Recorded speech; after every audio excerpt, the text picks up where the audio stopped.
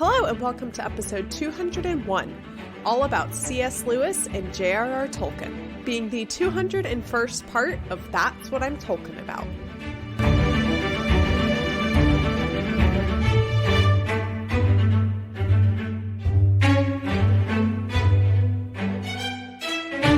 Hello, my name is Mary Clay. If that's too complicated for you, just call me MC. I've been experiencing the world of J.R.R. Tolkien for the first time, and right now I'm doing whatever I want to, including learning about the friendship between C.S. Lewis and J.R.R. Tolkien. It's been many years coming, and I'm glad I finally did it.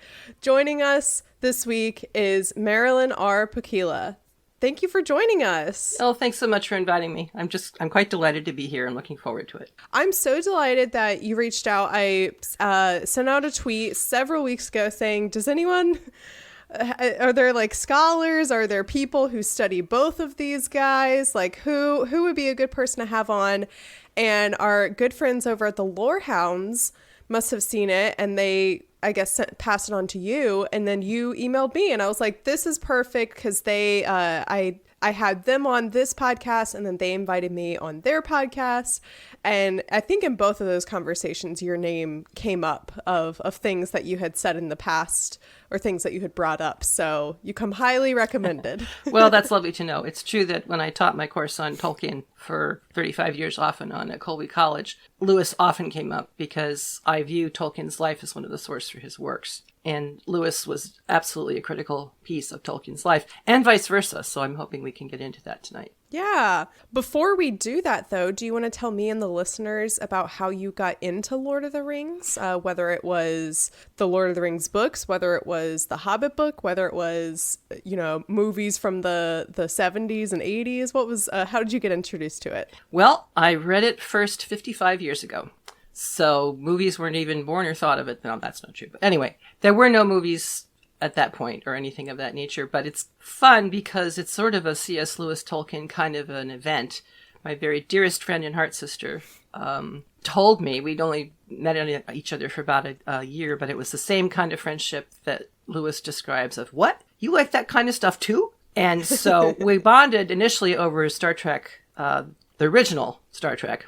And when she found out that I hadn't read Tolkien, she said, you absolutely have to read this. And so I did, and she was right. And then I read The Hobbit, and I waited with everybody else until 1977 when Silmarillion came out. And I said, what is this? But I trusted Tolkien, so I kept reading, and eventually it just got deep into me. And when I took the job at Colby, I was told that if I wanted to, I could teach Jan Plan courses, which is a short course, 4 weeks. And I had just taken, in my previous job, I had audited a course on Tolkien. And I thought, that might be fun. So that's when I started. And I framed it around the concept of Tolkien's sources, different literary texts, but also I included Tolkien's life as a source for his writings. Mm-hmm. And so from that point on, I taught it for about 7 years, and then I started introducing other courses like religious responses to Harry Potter, the religion of contemporary witchcraft, and women in myth and fairy tale. So lots of different... Very cool. Yeah, lots of different stuff there. Lots of cool stuff that I wish you had been teaching when I was in college. I wish those courses were at my college. That would have been really right up my alley. Listeners, several years ago, it's so crazy that I can say several, I guess. I was given a book called Tolkien and C.S. Lewis, The Gift of Friendship by Colin Duriaz. I will leave a link in the episode description if anyone is curious, but I was given this as a gift for my 1-year podcast anniversary by Valerie and Casey Winters, wonderful classic friends of the podcast. And I put it on my shelf because I was like, I don't want to touch it until I'm done reading Tolkien, because I don't want to I didn't know what would be discussed in this. I didn't know what would be talked about, so I didn't want to spoil anything.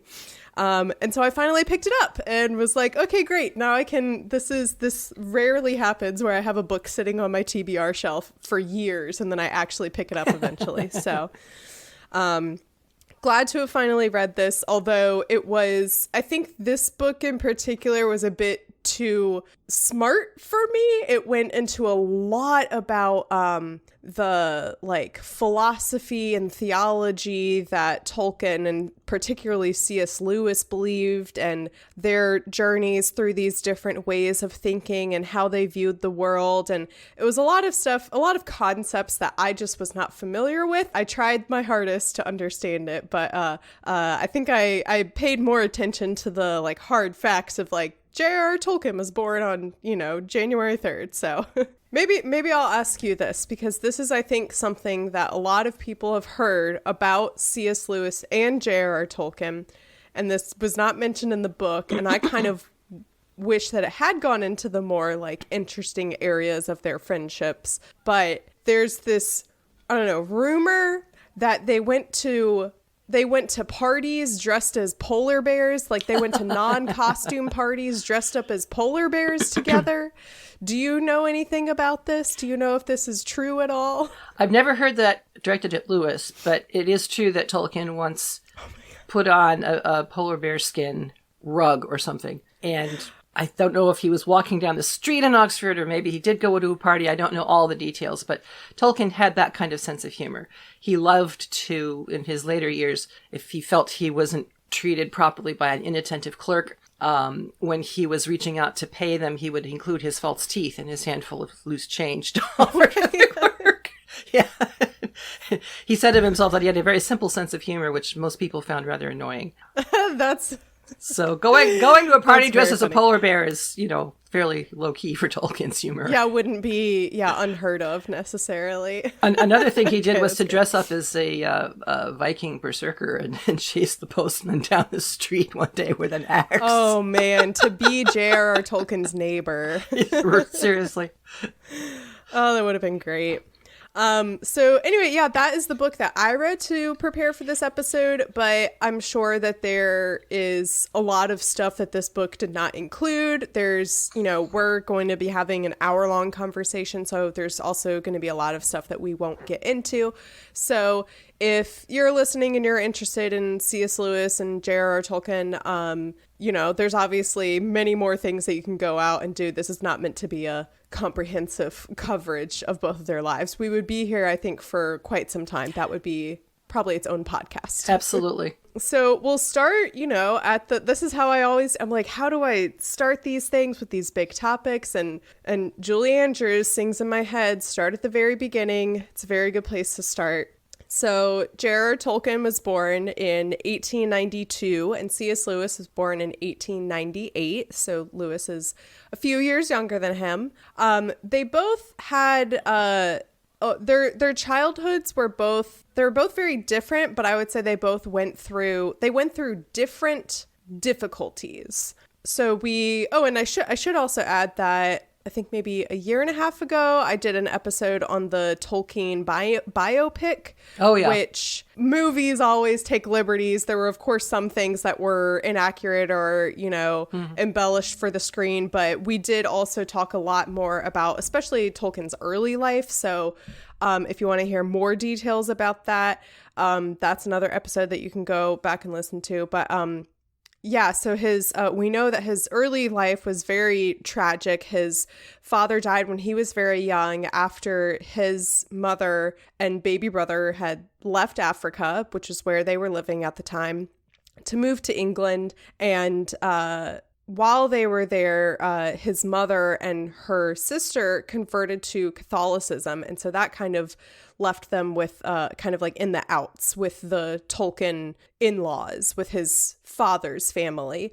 And so they were impoverished for a time. And through this period in his life, that is how the Tolkien family came to meet Father Francis Morgan through one of the schools that the boys attended. And so he kind of started looking after them, and especially more so became their guardian when their mother died. And for a while, for a little bit, I guess I should say, they did try to live with their aunt, their mother's sister, but it was a small house. It wasn't working out. And so that's when the boys were moved into the lodging house where J.R.R. Tolkien famously met Edith, his future wife.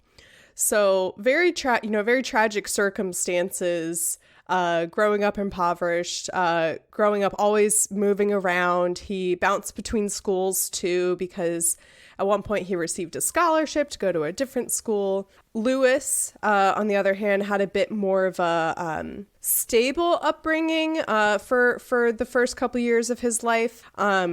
He specifically remembers and talks about in this book, it mentions the house that he lived in, and it made like a huge impression on him, and it was kind of where like his imagination first started to flourish and where he was introduced to all these books in his life. His older brother, he was very close with, helped him to kind of like explore and start seeing the beauty in the world. By the way, the CS stands for Clive Staples. Right. And when he was 3 years old, he was insisting that people call him Jack. Right. Which I understand when you have a name like Clive Staples. Yes, it's reminiscent of those of you who have read Voyage of the Dawn Treader. It starts off saying there was a boy named Eustace Clarence Scrubb, and he almost deserved it. And I think that we're meant to read that Eustace was Lewis's understanding of what he was like as a kid, and based on some of the things that you can read about in his schooling and so forth, I think he was probably right. Young Lewis was something of a prig. Yeah. That's really funny, that little note in, I haven't read any of the Narnia books aside from Lion, the Witch, and the Wardrobe. But yeah, so this is how, if you've ever heard people refer to C.S. Lewis as Jack, or say that, oh, well, Tolkien's called him Jack, this is why, this is where that came from. It's like, how do you get Jack from C.S. or Clive or whatever? He insisted on it when he was little. When he was a little older, still a child, his mother became suddenly sick with cancer, and I believe she passed pretty quickly after they tried treating it. And he said that all happiness and stability in his life went when she passed. That's right. His father became very distant from him, and so they kind of had a very estranged relationship for the rest of his life. And this is also what started Tolkien down this path where he eventually becomes an atheist in his early life. I think you mean Lewis. Did I say Tolkien? Yeah, Lewis. Tolkien, famously not an atheist. Very famously not, yes.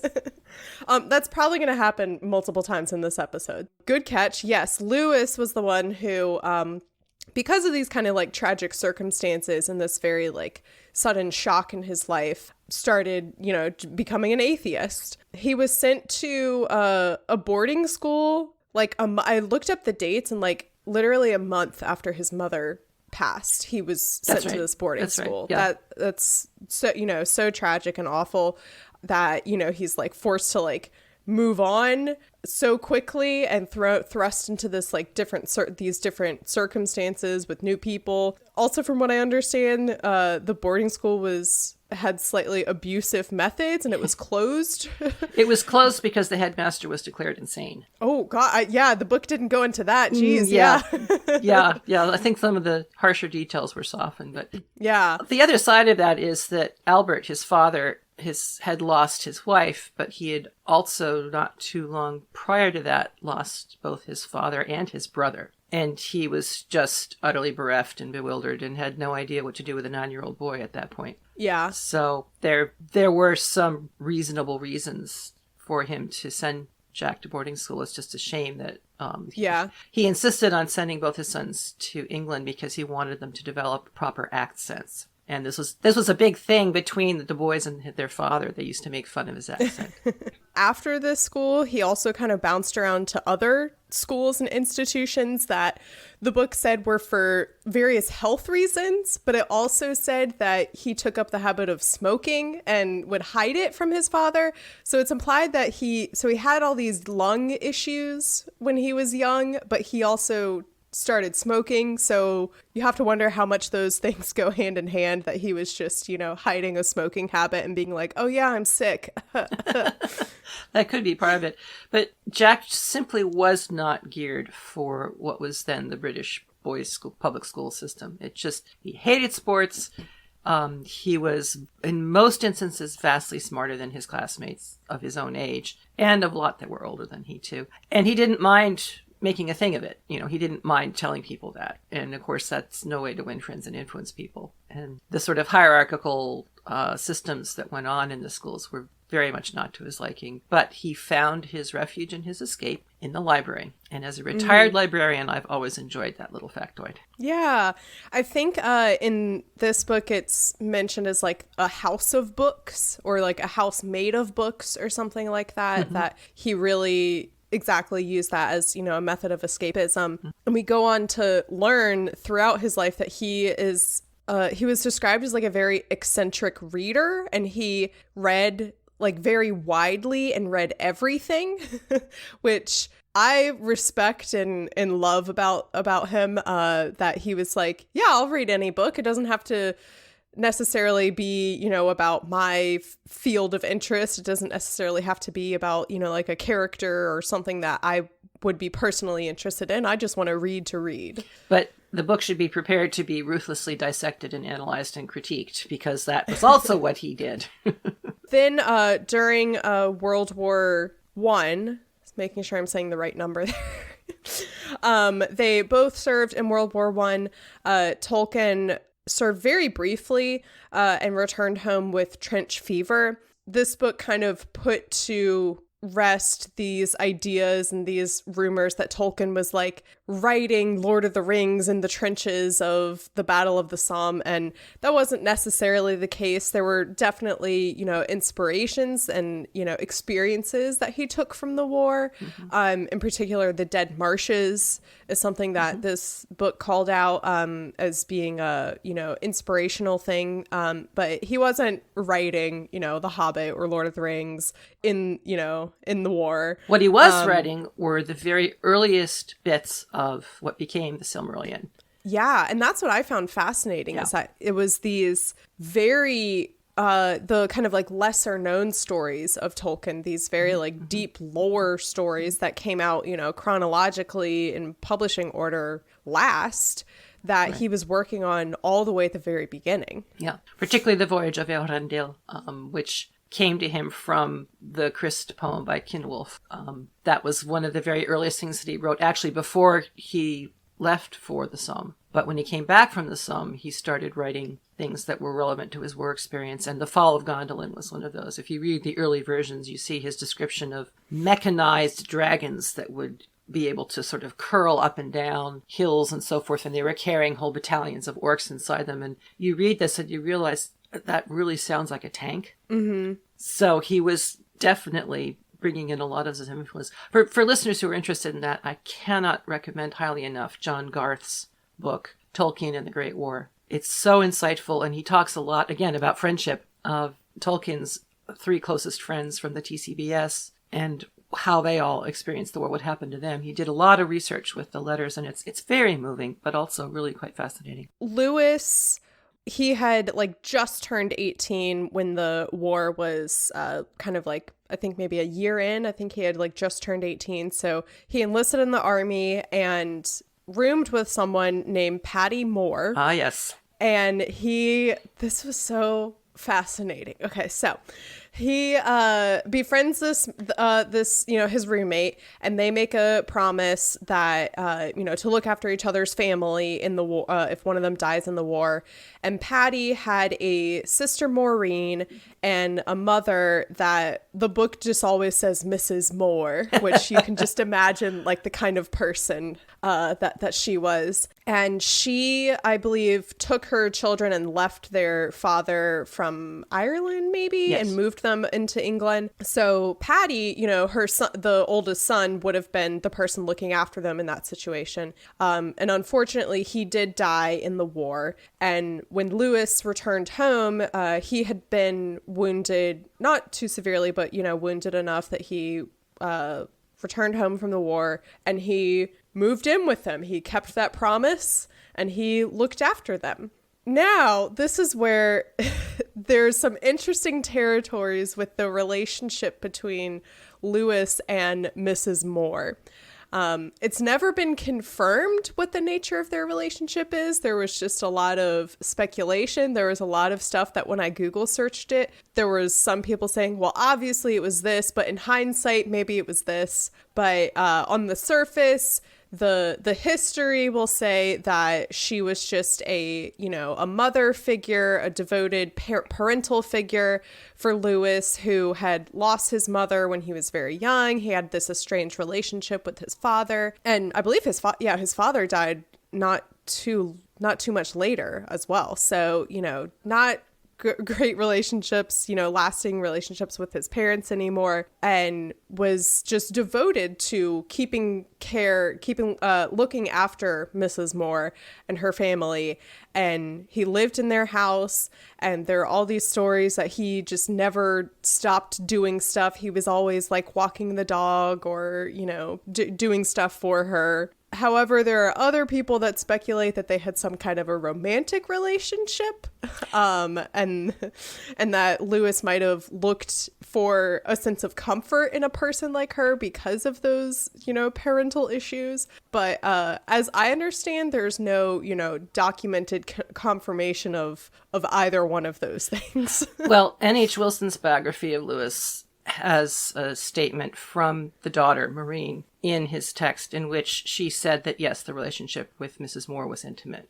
Oh, okay. Maureen coming in and sharing those details. Yeah. And Mrs. Moore's first name was Janie. Janie. And she was about the age that Lewis's mother was when she died. So I think there's a whole complicated swirl of emotions going on here. And Lewis at this time in his life was really bad with emotions. His intellect was solid, but his imagination and his emotions were a turmoil. He also has, in various documented places, said that he had a very strong drive for sexuality, and that it sometimes caused him difficulty. If you read the letters, if you read the letters between himself and his best friend Arthur Greaves, who he didn't meet until a couple years before he went into the war, there's some fairly explicit and obvious statements that make it clear that he was very full of drive and juice and whatever you want to call it. So for the first years of their connection, I think it's pretty clear that this would have been an intimate relation. Now, how intimate it would be, who knows? All right, there you go. You heard it here first, listeners. Not first. Probably last. After the war, also a kind of a reminder as well for those that don't remember from previous conversations, Edith and Tolkien had been engaged and married just before the war. So when he returned home from the war, they were already married. Tolkien and Lewis both started working at Oxford in 1925. So that is kind of when their, circles started coming closer. And Lewis talked about the first interaction or introduction that he had to Tolkien, where it was at some kind of afternoon tea for the English department. And he went up to Tolkien afterwards because he had, heard of him, and asked him all these questions, and Tolkien basically gave every wrong answer in Lewis's book. And he asked him about what do you think of this author that was secretly Lewis's favorite, and Tolkien was oh, I don't care much for him. And he asked him something about literature, and Tolkien said, literature is written for the amusement of men between 30 and 40, which is so specific. No, this is all new to me. This must be from the Lewis side of things, because I've not. That's what's fun, is seeing the different perspectives of each other and meeting each other. And he concluded this, diary entry about Tolkien and said, no harm in him, only needs a smack or two. Yes. Yes, a pale, quiet, fluent chap. So it wasn't really until the next year and following years that they became closer and started to connect more. The first group that they really began to connect was a group called the Coal Biters.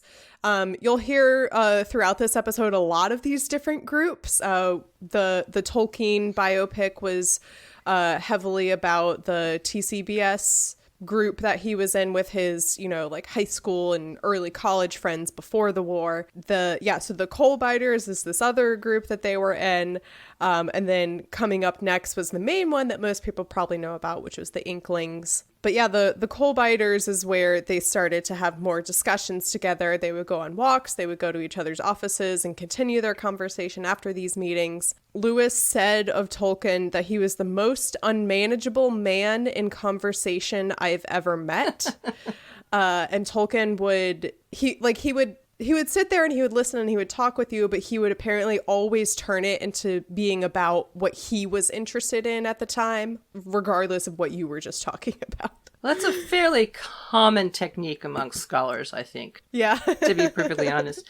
Do you remember what the Coalbaters were doing? Their whole intent was to read through, in the original Old Icelandic, all of the Icelandic sagas. Yeah. And, and that was what drew in Lewis, because Lewis had this love for what he called northernness. And he and Arthur Greaves, his close friend after Warney, discovered that they had this mutual love of the Norse myths. And so when he sat down and started reading these along with Tolkien and all these other people, he suddenly realized, okay, Tolkien likes this stuff too. And that became the point at which they connected and would talk about things like Ragnarok, the Twilight of the Gods, or the death of Balder the Beautiful. Yeah, that was the beginning. And then from that grew the Inklings. Mm-hmm. Yeah.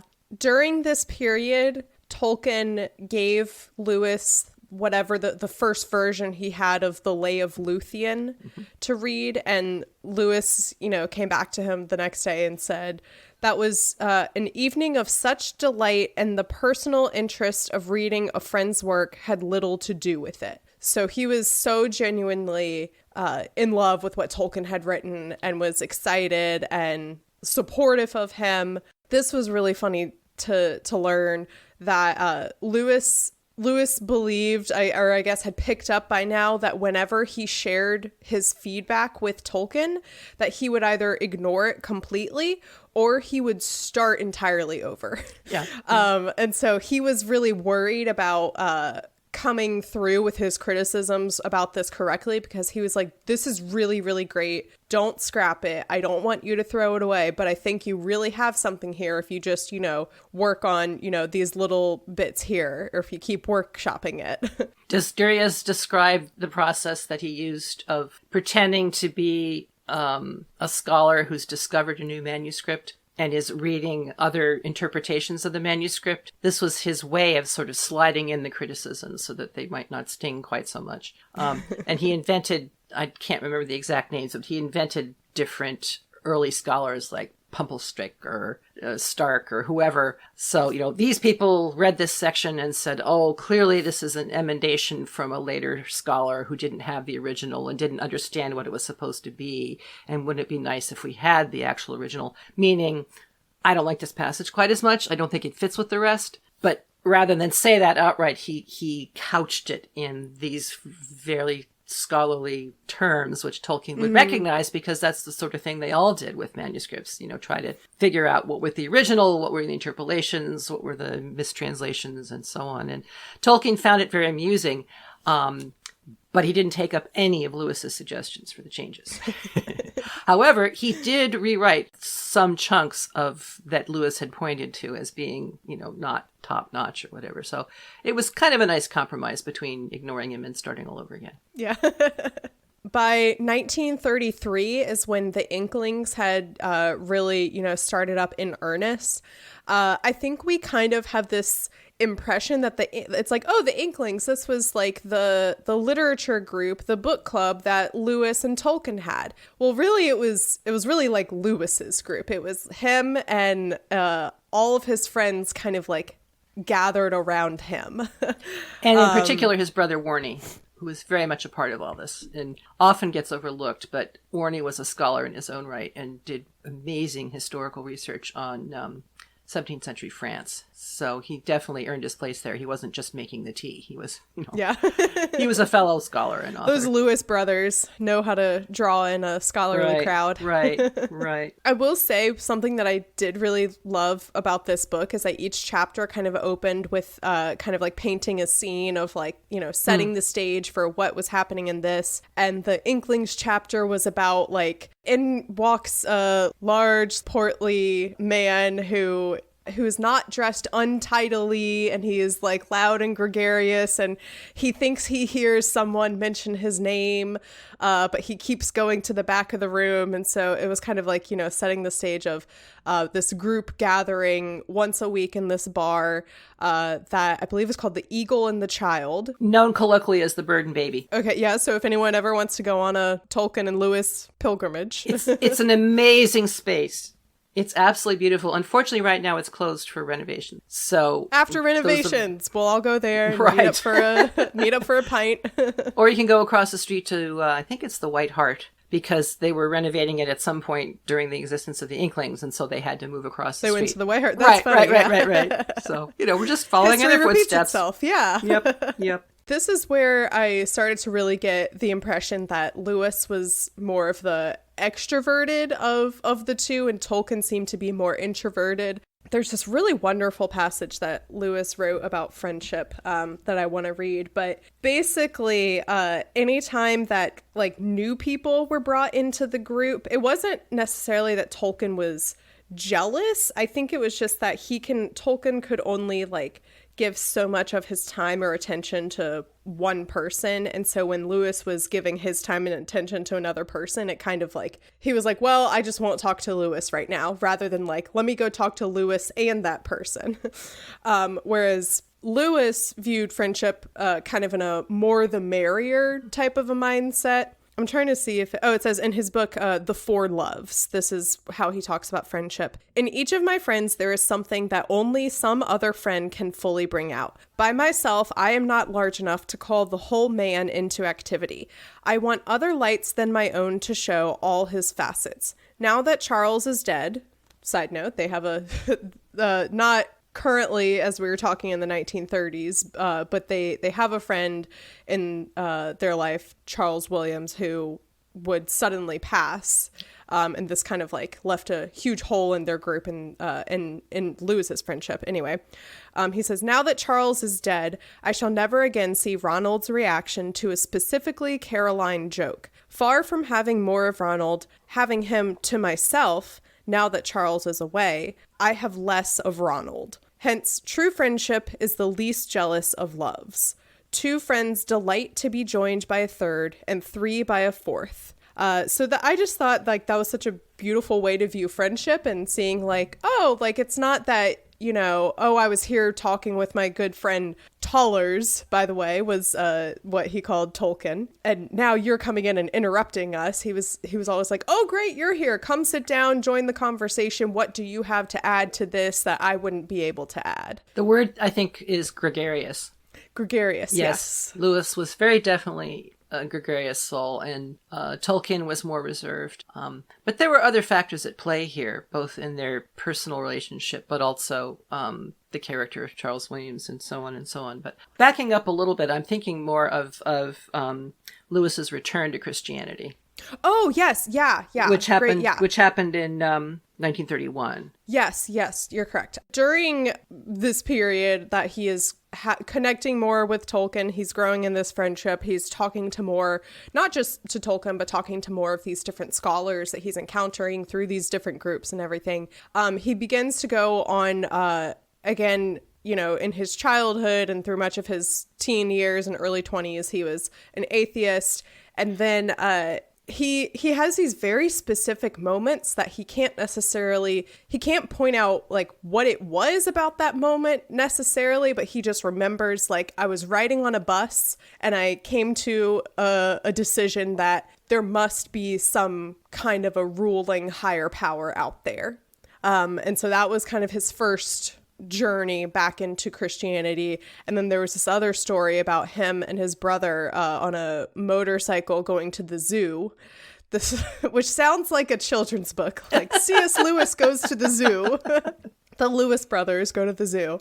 And he remembers like turning a corner and looking out at the countryside and kind of making that full shift back into, I believe it's Anglican. What was his? Yes. What was his? He returned to the Anglican Communion. Anglican. Yeah, okay. but Yeah. Anglican Christianity. He had started, as you say, an intellectual and atheist, completely in the rational reason side of himself. But he kept encountering these scholars like Tolkien, like Hugo Dyson, who were every bit as intellectual as he was, could hold themselves in an argument with him, and they were Christian. And for him at that point in his life, this made no sense because Christianity was not, quote unquote, rational to him. But he kept finding other people, including an atheist friend who one day said in casual conversation, it's a rum thing, but could be that all that biblical stuff actually happened, that there really was somebody who died and rose again. And this really kind of scared him because why was this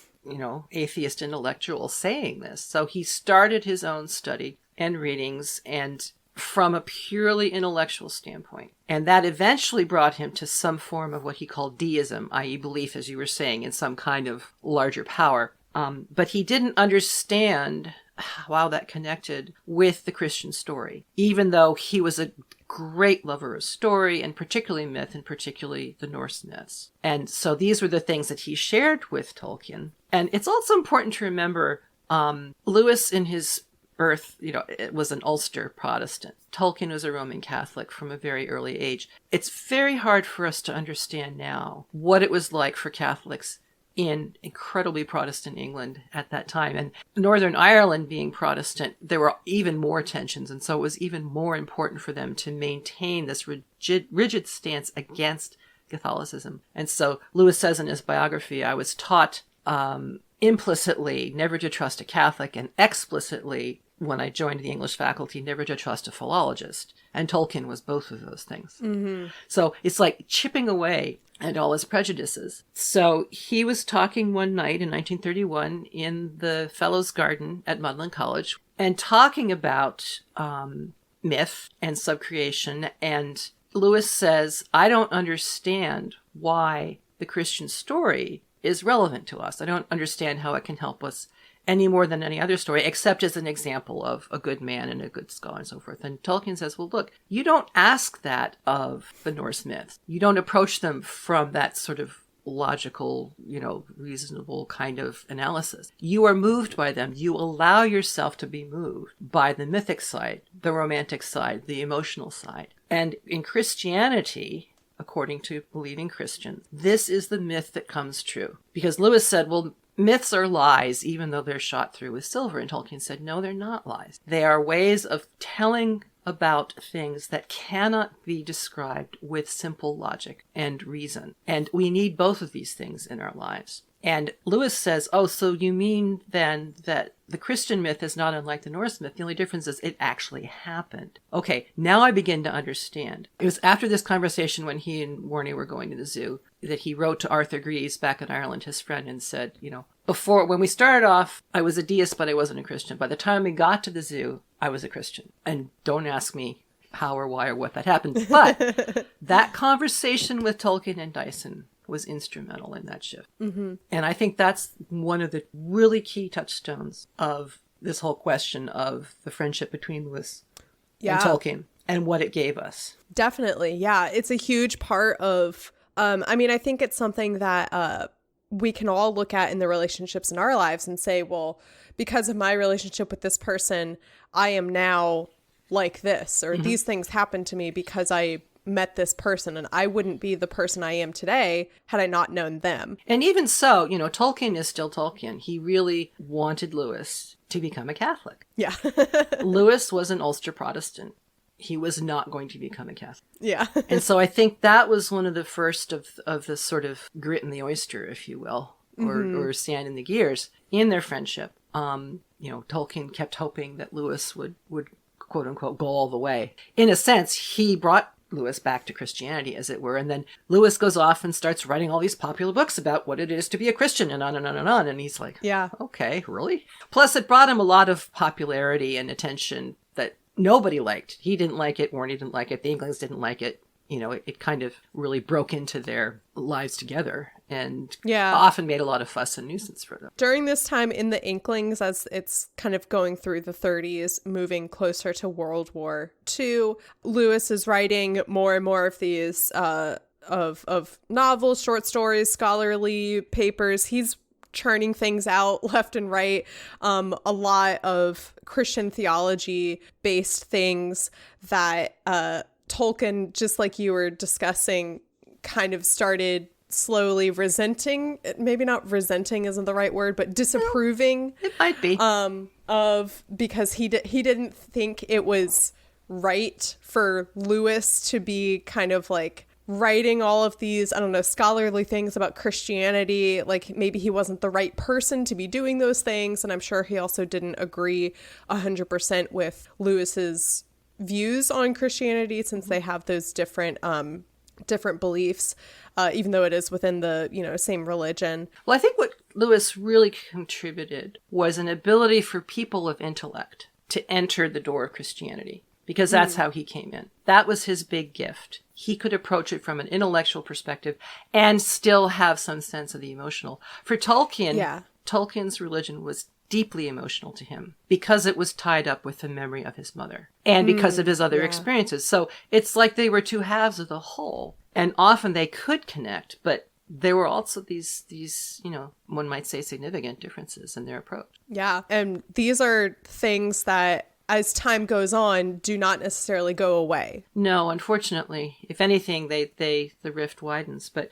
they do have their wonderful deal of flipping a coin in 1936. Yes. Did you get that part? It's so much fun. So fun. So I think by that point, Tolkien had written The Hobbit. Right. And I think, the publishers were like, all right, we need The Hobbit too. Where's the sequel? He's like, good question. Hold that thought. Would you be interested in a bunch of disconnected lore stories from Middle-earth that I haven't necessarily completed? And they're like, no, we're not interested in that. You need to write a new story. So Tolkien is kind of struggling with that. And Lewis, they were talking about Mary Shelley and how Frankenstein came out because it was like a fun little contest that friends had set between each other of let's write a horror story and let's scare each other. And she wrote Frankenstein because of that. And so they flipped a coin to write a space travel or a time travel story. Mm-hmm. And it's so funny because if you know that Tolkien wrote Narnia and Lewis wrote, reverse that. If you know that Lewis wrote Narnia and Tolkien wrote Lord of the Rings, you're like, neither of those have anything to do with space. So I could, there is some time travel involved with Narnia, I guess, but where is this leading?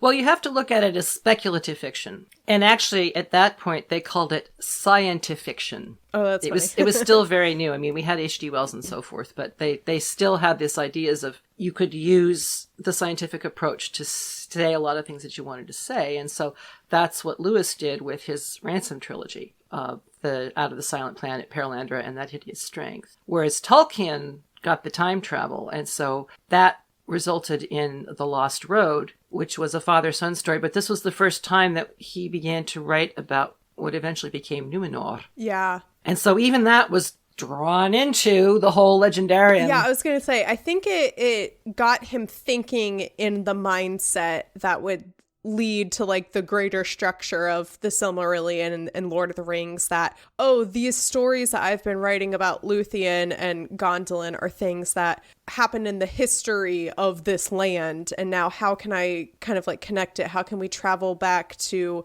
quote unquote, travel back to these times, these old stories, these old myths of this land, and helping him kind of like frame these larger ideas into something more manageable and start structuring these things. And the Numenor story was specific to this time of 1936 because it's about a culture that was given this gift and gradually rejected it because they wanted to live forever, and they have corrupt governments, and they're taken over by this maniacal leader who insists on human sacrifice. And it just point by point, you can see the resonances with what was happening in Europe in 1936 with the rise of Hitler. Mm-hmm. And so some of it is his most clearly connected to actual historical events, even in terms of talking about skin color as being indicative of quote unquote good and bad races because of what was happening with the Hitler concept of the perfect human being and the Aryan race and all that sort of thing. So it was a new feature of the Legendarium. The Silmarillion had already been written in a very messy form, but it was still its own existent thing. Now we have the Fall of Numenor, which is the pivot point between the First Age and the Third Age. Yeah. It gets the people from the past in Middle-earth over to Middle-earth as we know it. Or I guess, no, they weren't in Middle-earth. They were in just Arda because they weren't on Middle-earth yet. Well, anyway. No, they were in between the two. They were in between Valinor and Middle-earth. And Middle-earth, and yeah. Then and so, yeah, it kind of gets you from point A to point B right. to then, catapult the rest of the story and start, right. a launching point to bring the rest of the story and be like, well, how did Bilbo get into all of this? How does Bilbo connect to the fall of Gondolin? These kinds of things. And why does Faramir have everybody turn and face west for a moment of silence before they sit down to eat? Well, they're remembering to Numenor that was, to Tol Eressëa that is, and to that which is beyond and will ever be.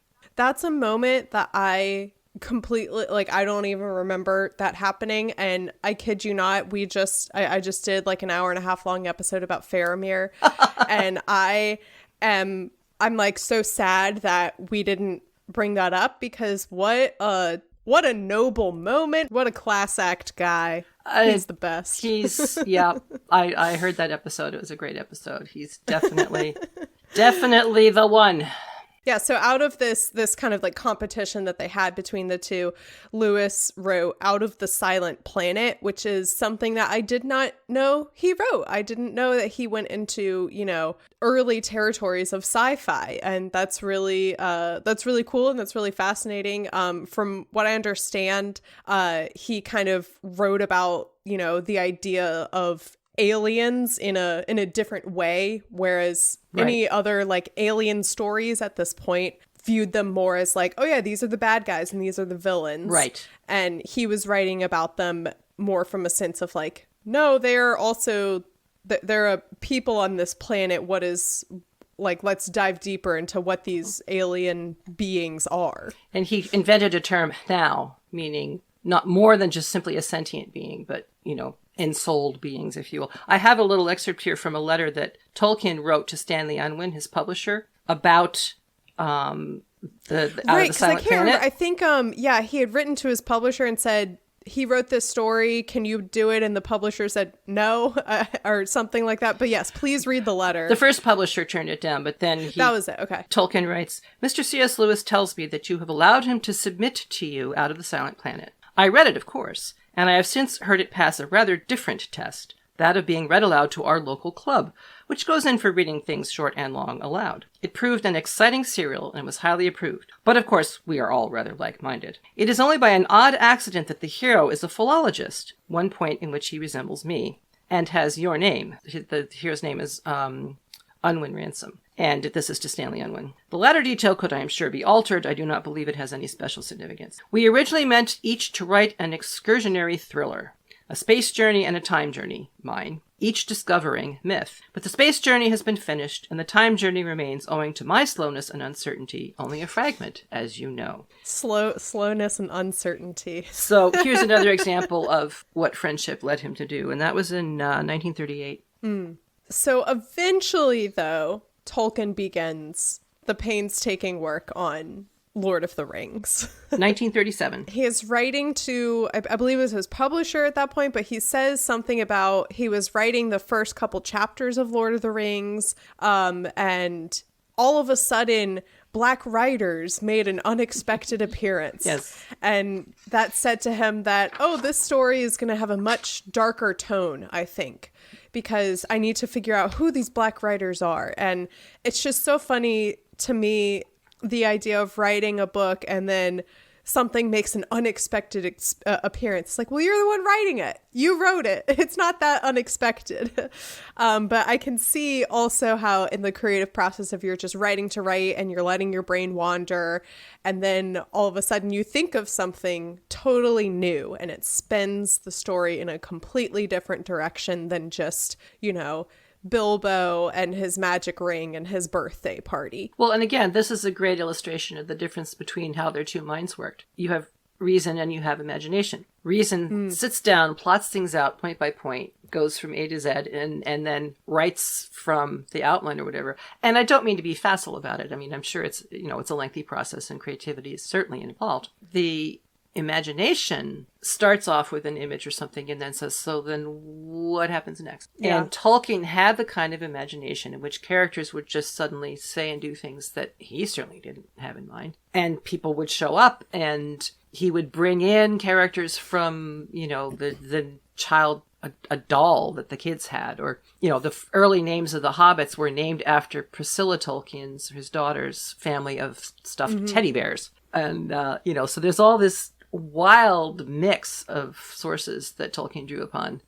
But it wasn't organized. It wasn't tidy. It seemingly random. And yet the germ of the story was always there to drive them forward to the next piece and the next piece and the next piece and the next piece. During this time, Tolkien was reading and asking for advice or something with the Inklings, bringing the pieces of Lord of the Rings that he was working on to his friends. And then apparently one day, though, one of the members spoke up and put a veto on it because supposedly he was sick of talking about elves.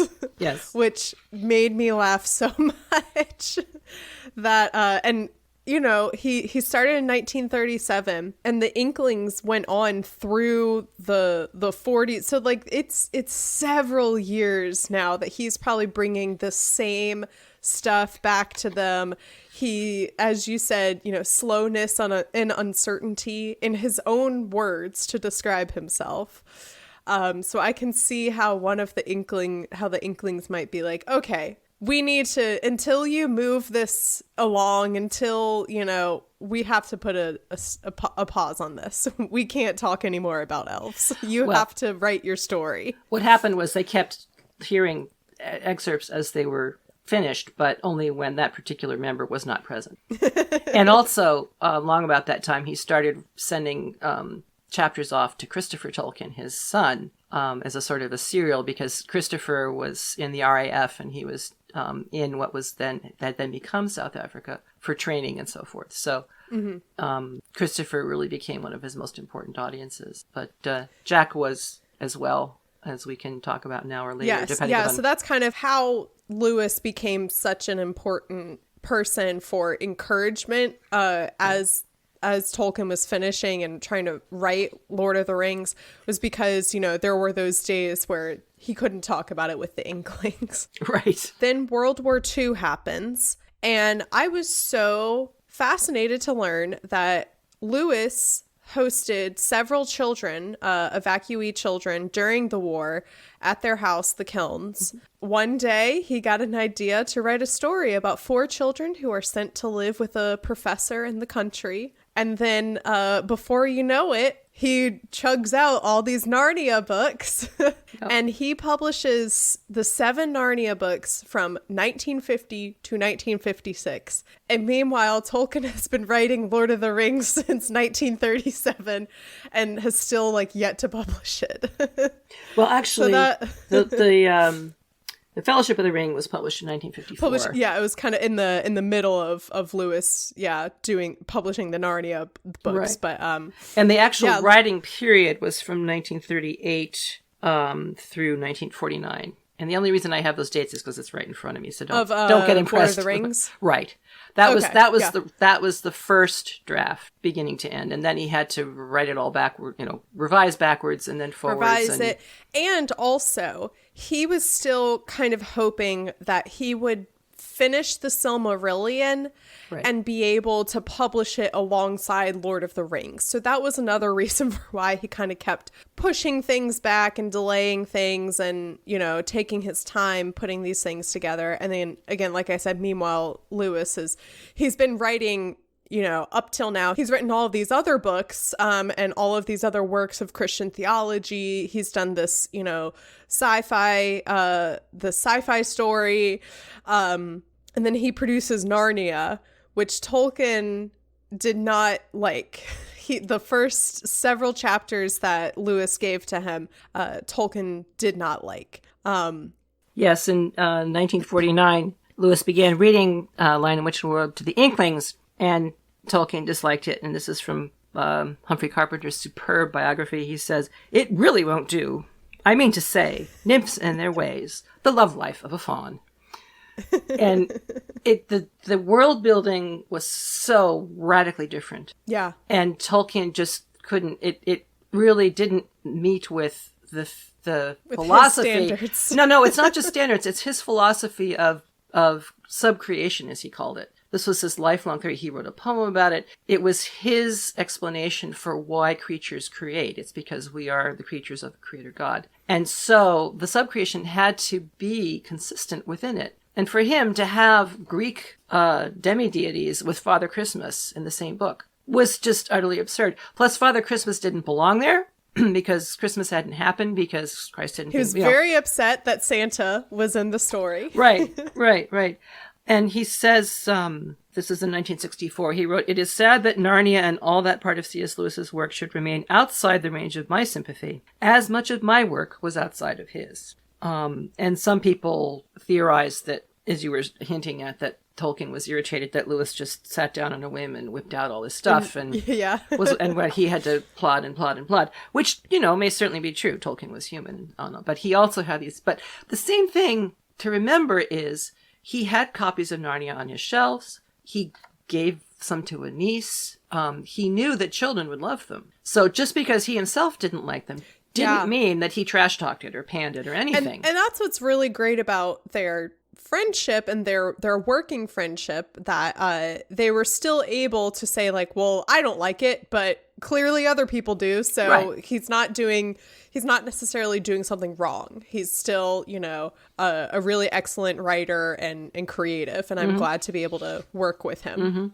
He also was, at least I got the impression that he was disappointed in Lewis for choosing a children's story format, because so much of their conversations and work together was about this idea of creating fantasy and creating myth and stories for adult readers. That this idea that there is an audience out there and there are stories that can be for adult audiences, not just like, oh, well, any old, any person of any age can enjoy this story, but like specifically we can make fantasy. I mean, it's the difference between The Hobbit and Lord of the Rings. And The Hobbit is a fantasy, story that children can enjoy. And even though, I'm sure children can also enjoy Lord of the Rings, it's something that is much more enjoyable as an adult when you're old enough to fully understand and take in everything that's happening. So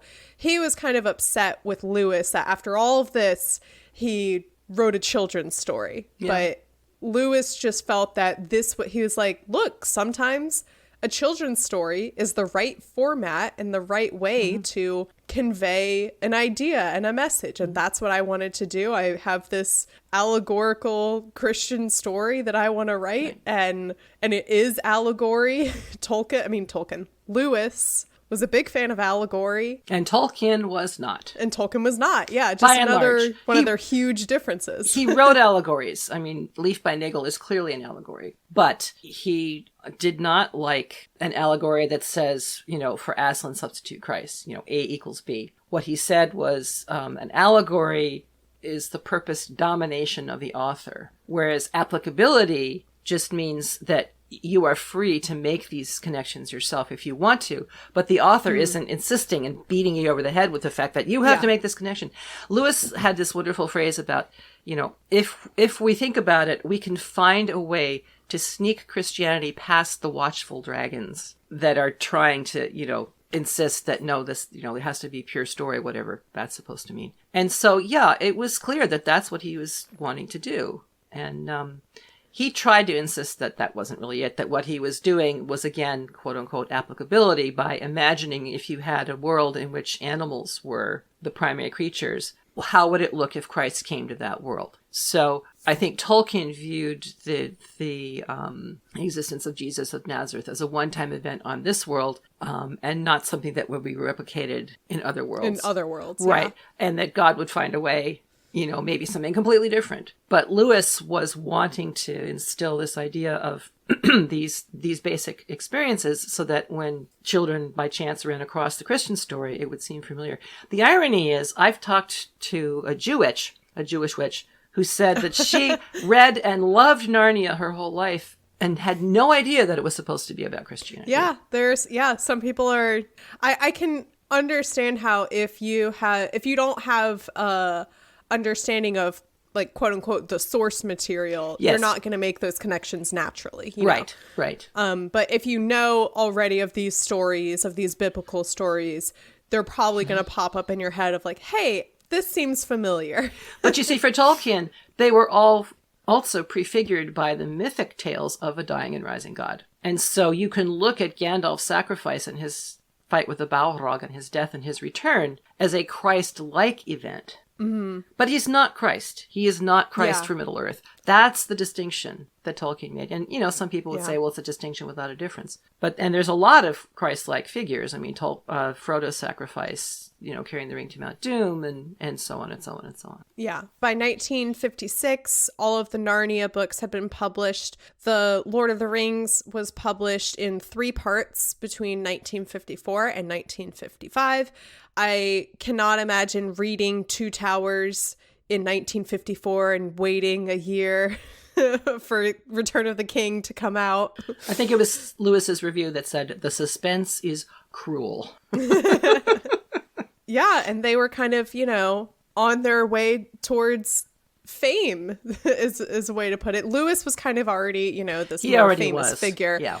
But this really kind of like catapulted Tolkien into a different level that he and Edith, by this time their children were grown. They moved from Oxford to the countryside to kind of like escape all of that. I can't remember if this was before or after, but at one point, so what's happening in Lewis's life at this point, he has been offered a chair position at Cambridge, mm-hmm. and Tolkien and Lewis's brother Warren were adamantly trying to convince him to take it. Right. He turned it down, and and Tolkien, I think, like wrote a letter to Cambridge and was like, "Why don't you ask him again? Do it this way." Yeah. And they went and he went and convinced Lewis to accept this position. Throughout their careers at Oxford, Tolkien had been, taking all these different positions and chair positions and, leads in different departments and stuff. But and even though he always suggested Lewis for these types of positions, he was always looked over, and Tolkien believed it was because there was this, these not prejudices, I don't know, there were just these like old ways of thinking at Oxford, and they kind of looked down on people who wrote outside of their fields of study. And so Tolkien is there I go again. Lewis is writing all of these kind of like eclectic stuff. There's a space story. There's a story about a talking lion. What's all of this? And so he doesn't think that there is a future for him to advance at Oxford. So they convince him finally to take this position at Cambridge. And I think you can use the word prejudice. They were very prejudiced against popularizing. And that's exactly what Lewis was doing. He was writing theology without any theological training, and he was writing specifically for non-scholarly readers. And that just was going to diminish his cachet in the hallowed halls of Oxford, as it were. Yeah. But they were overlooking his incredibly erudite knowledge of literature, in particularly medieval Renaissance literature. And so when they did the chair at Cambridge, they pretty much designed it exactly for Lewis's gifts and abilities. That also reminds me, something that I loved to read about was that Lewis, the reason he, so earlier I said that he kind of had a wide range of what he read, and that was because he didn't believe necessarily that there were like good and bad books. Right. There are just books, and there are certain ways of reading them, and it's what the reader takes away from the book that is important. Right. And I think that's that's a really kind of like ahead of his time way of viewing things that even today, I think people can take that as a lesson of like, it doesn't matter if you think if one person says this is the worst movie I've ever seen, if there's someone out there who is finding a way to find meaning or value in it, then to them, like, that's all that matters, you know. Right. It's how you view it and what you learn from it and take away from it.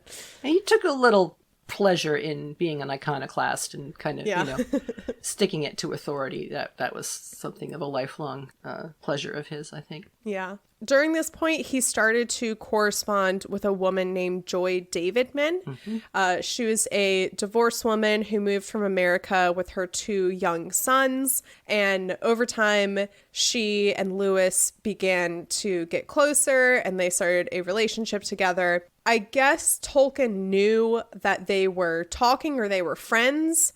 And he was very upset that Lewis was interacting in this way with a divorced woman. And so when eventually they got married, and I think you mentioned earlier that, you know, the church at the time didn't recognize divorces, so they had to have, you know, like their own different ceremony. Tolkien didn't know that they were married and Lewis didn't tell them. And so I think that's also a level of, at this point in their lives, of how separated they were from each other when obviously they're working together and in the same, you know, groups like the Inklings, and they're not spending as much time with each other anymore. And so that's just, and that's also just what happens in life. Your friendships grow apart as people have their relationships and values grow and, you know, change over the years. People just drift apart. And sometimes it's not, you know, this great big dramatic fight or a fallout. It just seemed that there were things that kind of separated them over time. And this was one of them later in their lives. Well, Lewis didn't tell any of his colleagues about this, but he did introduce Joy Davidman as a friend. And okay, yeah. They were all kind of appalled because she was unlike anybody they'd ever known. She was culturally Jewish. She'd become an atheist and then a communist in her youth. She was divorced, and she was every bit a New Yorker. And they just didn't understand, how could Lewis possibly, you know, bring this person into their circle? And it wasn't a question of romance. It was friendship strictly as far as Lewis was concerned. With Joy, again, we've got more evidence now, and it seems that she was more purposeful. At any rate, she knew that she was in love with Lewis a long time before Lewis knew that he was in love with her. Mm. And they kind of hit a crisis point where the British government decided that Joy couldn't stay in the UK but would have to return to the United States. And I'm not really clear on the details of why that was, but she was frantic because her husband had been an abusive alcoholic. He was now married to her cousin, with whom they'd had an affair when she had come over to England with the boys. The boys were terrified about being forced to go back to him, and so Jack decided to marry her in a civil ceremony, which would give her British citizenship and remove that threat. But it just kept happening and so, well, why don't you move to Huntington? And so, you know, we'll be closer. And well, let me rent you the house. He paid for the boys' tuition. Jack established this agape charity, and the vast majority of all of his proceeds from his writings and so forth went into this charity, so that he made an awful lot of money, but he gave almost all of it away. And a lot of what he gave away, he was giving to support friends, including Joy Davidman.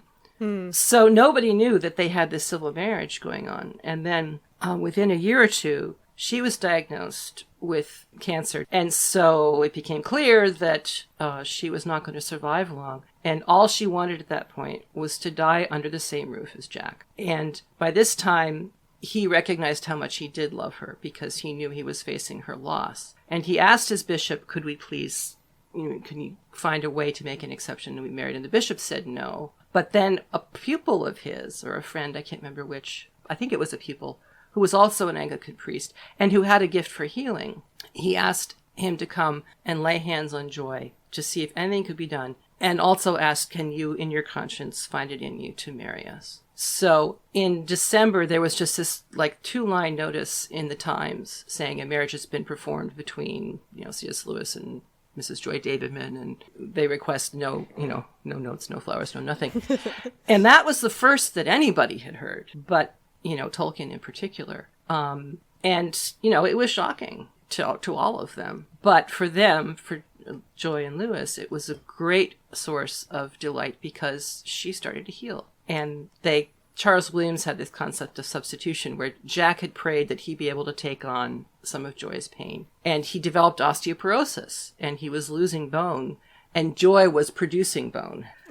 So make of that what you will. But yeah, she had what was considered a miraculous recovery. And they had, I think it was about 18 months or so of just wonderful life together as husband and wife. And finally, all of Jack's concern about sexuality and emotion and creativity, and it was all allowed to flourish at last for a time. Yeah, which is so sad because then she did still die from cancer a couple years afterwards. Yeah.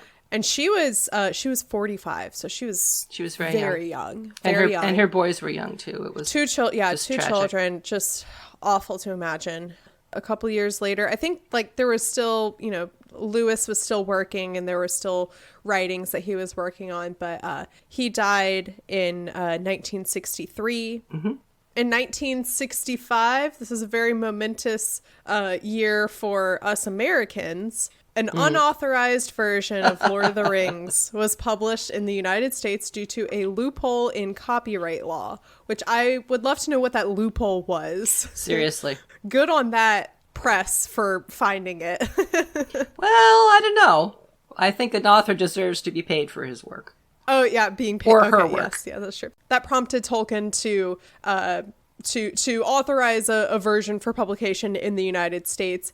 And then he also wrote some very snippy things in that version about authorized versus unauthorized editions. This is the only authorized version of this book. Anyone who approves of courtesy, at least, to living authors will publish this version and no other. That's the copy, the first copy that I had. I have that boilerplate on the back of my three paperback books. And the other thing was, by now he'd become so popular that every time a fan wrote a letter to him and he would write back, he would say, oh, by the way, there's this thing going on in the States. And if they were people from the States, he said, please, don't buy the Ace version. You can buy the Valentine version. And his fans just picked that up and they called it the War of Middle-earth. Ace Books backed off and said, okay, when this run is done, we'll never make any more, and we'll convey a certain percentage of profits to the author, and please stop hating on us. Because we're a very important, at that point they were and still are a very important publisher for science fiction and fantasy, but they kind of misread their author when they decided that they could do this and get away with it. Yeah, definitely not get away with it. As we know from previous discussions on the podcast, Lord of the Rings became a very important piece for protests and counterculture movements in the United States in the 60s and the 70s. There were suddenly college students running around with badges that say Frodo lives and Gandalf for president. I've got a Frodo lives badge upstairs. It's not an original, but I have it. Oh, okay. I got, because I had a previous guest who was the one who told me about the Frodo lives thing, and she said, I would sell my left arm to get an original Frodo badge. She was like, listeners, one of you out there has an uncle who has a box of stuff from college in the attic. Go through it and find me a badge. Well, my favorite story of that is I once had a first edition copy of The Hobbit in my hands, and it was quote unquote only $4,000. Now, I had just moved to Maine. I had just started my job at Colby College. I was not making anything near enough money to afford that. It might have well been $40,000. But golly, I wish I'd taken out a loan or done something to get this book, because nowadays people would just groan about, oh my gosh, it was only $4,000. I don't know. I think you made the correct financial decision. I made the correct financial decision for myself at the time. As you've been talking about in some of your podcasts, I was just starting the whole adulting thing and, had to be very careful. Yeah. By 1970, Edith had slowly declined in her health. She had, I think it was arthritis was really taking a toll on her. And she died. There was a very sudden health complication that she went into the hospital for and then died shortly after that in 1971. Tolkien moved back to Oxford very briefly because he was like, I don't want to be alone out here in our beautiful country home. There's no point in being here without her. So he moved back to Oxford and had I forget what the housing was or whatever that he worked for. Merton College offered him a huge honor, which was rooms in Merton College as an honorary fellow, which meant that he had, he had the apartment, he had room for his books, he had 2 servants to help take care of him. He could eat his meals, most of his meals, anytime he wanted in the dining hall. It was a fabulous arrangement. Plus, he was around people. And, for his children, that had to have been a reassurance to know that there were people looking in on him every day. And, he was basically in the place that he could love best. He could drive to visit Edith's grave every Sunday because it was right nearby. It was a wonderful way of honoring and supporting him at the end of his life that Merton College gave to him. Yeah. And then in 1973, I think it was also another kind of sudden health complication that it was hospitalized him. Gastric and then, gastritis. Something, yeah. And then, so he passed away in 1973. And that is a very quick, overview of the lives of C.S. Lewis and J.R.R. Tolkien and how they intertwined, how they were similar, how they were different, but mostly despite all of their differences, and despite by the end of their life that they weren't as close as friends as they were when they were younger, they still took immense inspiration from each other. They received a lot of encouragement from each other, and we would not have the books and worlds that we have today, I think, if neither of these people had existed in the other's life. Can I read some letters that he wrote about Jack's please. death?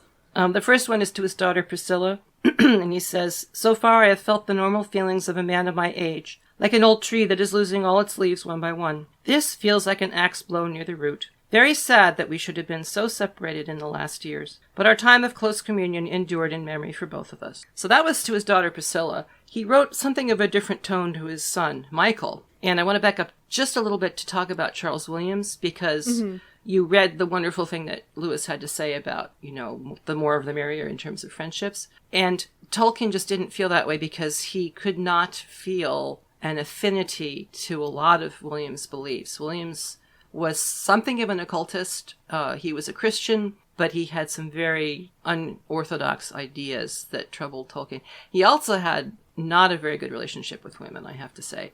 So he's something of a suspect figure. He wrote a lot about Arthurian stuff. His style of writing was very florid and so forth. And Lewis was just entranced with him. And Tolkien talked about, Lewis and his enthusiasms and so forth. He enjoyed the company of Charles Williams, but just could not feel a fellow feeling with him and in his writings. And he felt that Williams's influence on Lewis was not a good one. And that was one of the real beginning points of the fraction between the two of them. Mm-hmm. This is what he writes to his son Michael, within months of Lewis's death. "I'm sorry that I have not answered your letters sooner, but Jack Lewis's death on the 22nd has preoccupied me. It is also involving me in some correspondence, as many people still regard me as one of his intimates. Alas, that ceased to be some 10 years ago." So this is 1963, so we're talking around 53. "We were separated first by the sudden apparition of Charles Williams, and then by his marriage, of which he never even told me. I learned of it long after the event. But we owed a great debt to the other,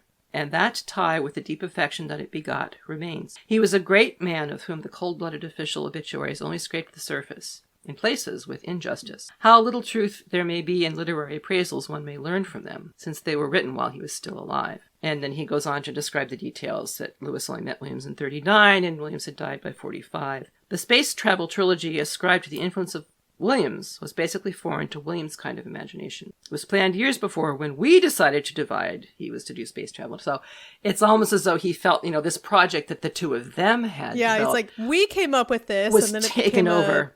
a you thing. Yeah. Right. Tolkien's letters are interesting because he might say almost contradictory things depending upon who he's writing to. Yeah.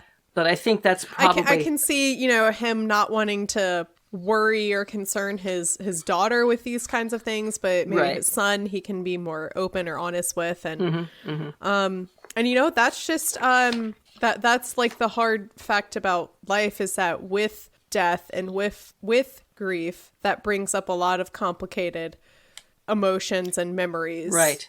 So that's not necessarily, I think, surprising that a man as complex as Tolkien would have gone into those and examined them.